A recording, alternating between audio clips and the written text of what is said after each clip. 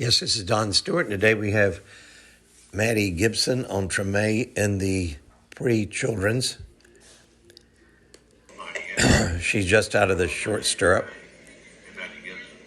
and she's heading right here to the first fence, and she comes up with a little bit deeper than ideal, but all right.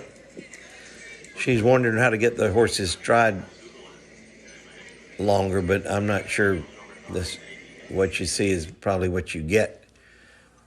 Just doesn't have a big stride into that sort. He has a nice stride for this division for sure. Jumps nice technique. She jumped that first line just nicely. She's got a good position, got a lot of weight in her heels.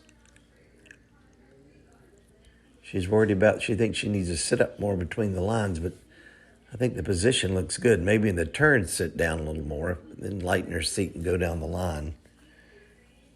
Really good lower leg. Just if she gets there a little bit long, she's going to end up with the chip.